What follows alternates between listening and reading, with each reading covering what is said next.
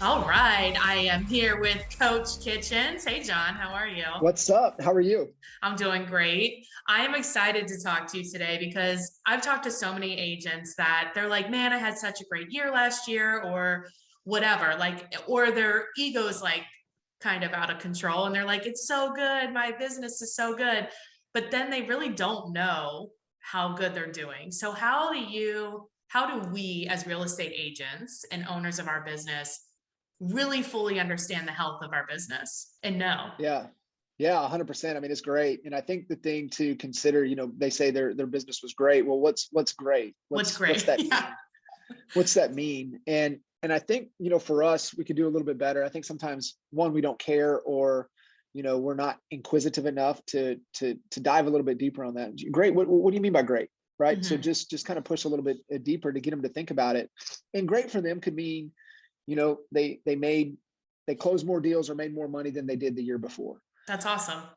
And that's great. So a couple things that you look from a health of a business is, and especially we're talking, early stages, maybe an agent, by themselves, maybe they have a real small team. They're not even, collectively over 4 or 5 people. Is that what is your cash position? Hmm. And, because that's the true oxygen for any business is cash. Right. And you're like, it just is. And it is the number one thing. It's the most important thing in our businesses is cash. And, people will say, well, what about this, or this? And I'm like, well, if you had cash, then you could go get that. Hmm. And, leadership's so important. Yeah, it is. But if you have cash, you can go buy good leadership. Yeah, true. And so it all comes down to cash and knowing kind of cash position. Do you have a couple months of core capital? Meaning, one, do you even know what it Couple costs to break? months. That's it. Oh my God. Do you even know what it costs to operate and break even each month for your business and paying your current lifestyle? Right. So if it's in the beginning, it's a little bit smaller to where you want to stack. What I mean by a couple months is when you get to when you're 30, 40, 50,000 a month to operate, paying yourself, then you just get a little bit bigger organization. Hmm. You want a couple months. Yeah. The number one thing too that I see, Jennifer, is that where people don't grow. This is where they don't grow. Okay. And then they brag about their profitability.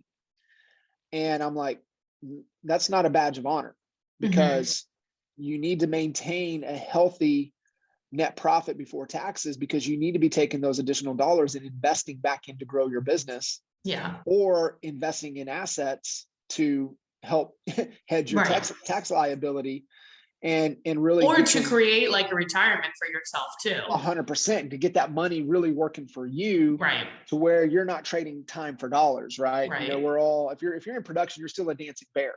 So you only get paid if you dance. And Right. we're trying to build assets in a business that's paying us so we don't have to dance all the time. Right. And so cash is important, but a healthy profit margin to where we're able to take the additional dollars and reinvest back into the growth of the business to Well, keep I've us seen pushing people forward. too where they've done more than last year, but it actually costs them more to do that business. So then it's not really better. So I think like even just the basics of like, what does it cost to take a listing? Like, yeah, but to your point too, like, what does it cost to run my business? How much am I spending each month plus my lifestyle?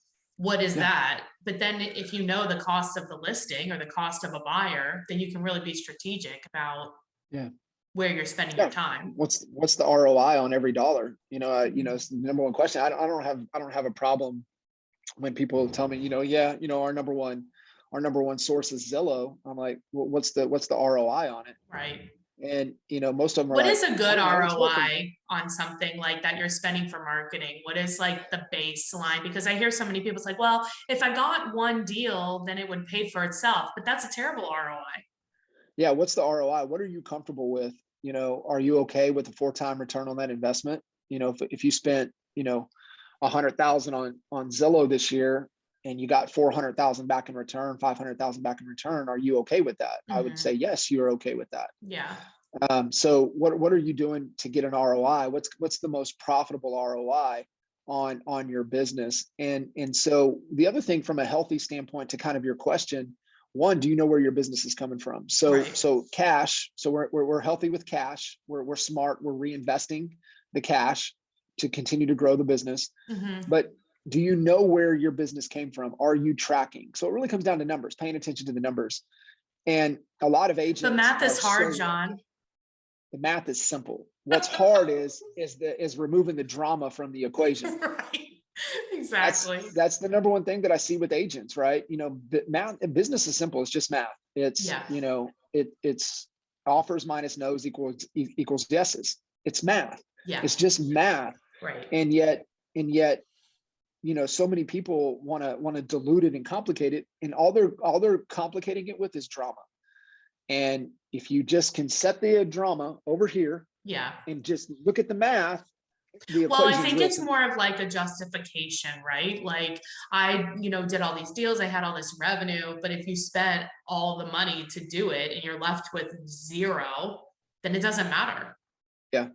Track the deals. What's the ROI? The other thing is, did you ride the market or did you exceed the market? Meaning, hey, I did the same number of deals, I made more money. Well, how much did the average sales price go, and what was the bump in the market? Well, I was up 10%, but the market was up 15%, and then you didn't grow. You didn't do, You rode less than the market. You should have been 15% if you rode the market. Right. And so that was always the equation for us, is that if we had growth, we would look at the market. And did we just ride the market, or did we do things that impacted our growth? Right. And a lot of agents, and so what that means, Jennifer, is that if the market goes down and they're riding the market, guess what their business is going to do? Down. Don't ride that wave.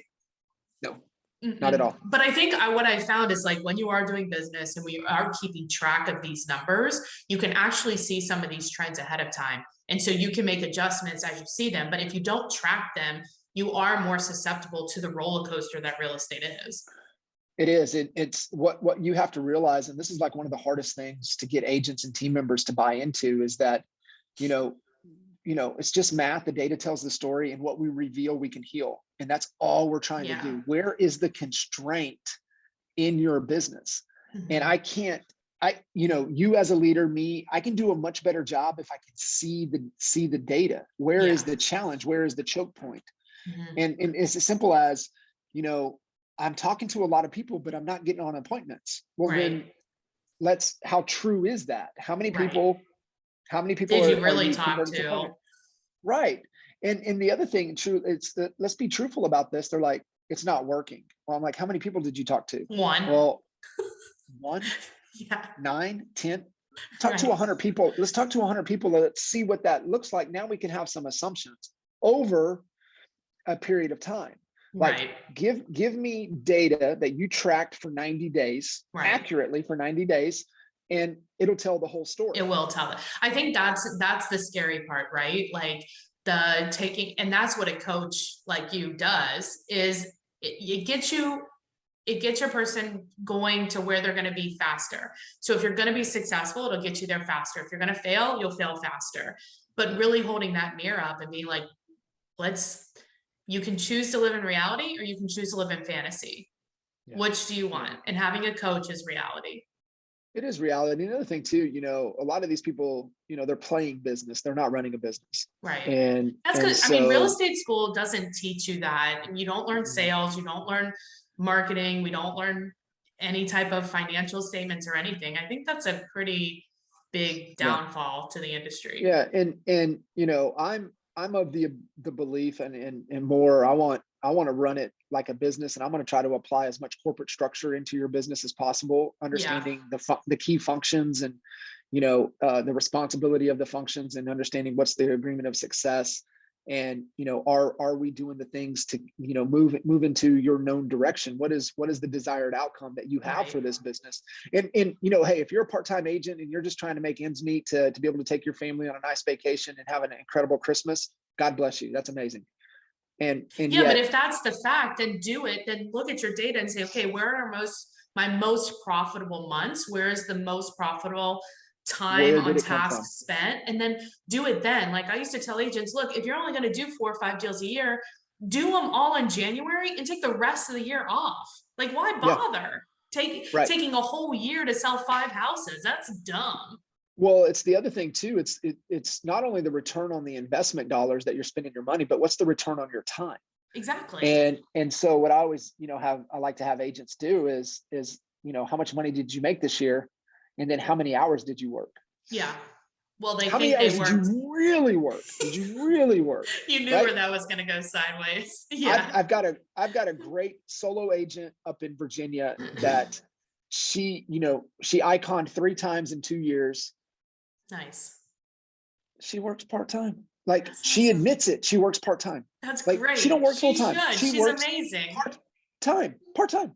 But she acknowledges it, right? She's like, yeah, I get up my coffee. I sit down at my computer. I get in my database. I'll engage them for a couple hours. If I set some appointments, I'll have some appointments. If not, she has a beach house down on the coast. They spend time at. She goes, if not, I'll go kick around town, go hang out on the beach. That's the biggest fallacy. People think if they track, then it will take more time, but in reality, you gain time. You gain so much time because you're making better decisions. You're not guessing. And you're spending time on the activities that drive your results. There's only a handful of things that really produce the outcome and really generate the dollars. Mm-hmm. But yet, if we don't track it and pay attention to it, and have somebody, an accountability person or a coach to shine the light on that, then you're going to be spending your time doing a bunch of things that don't matter. Exactly. I love it. And that's one thing that you've helped me with, is focus on what my goals are this year. And we've gotten, since we've been working together, it's doubled. And it's like my whole brain even opened up to think bigger and more than what I thought I could originally do. So it's awesome. So if people do want to find out more about what it's like working with you and how to do that, what's the best way to get into your world?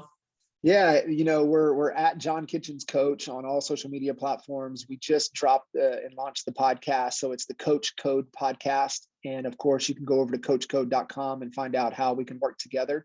And love for you guys to subscribe, get connected, and be there any which way that we can help and support you and whatever it is you're wanting to accomplish. Awesome. Well, I really appreciate you being on. Thanks, John. Yeah, absolutely. See ya. See ya.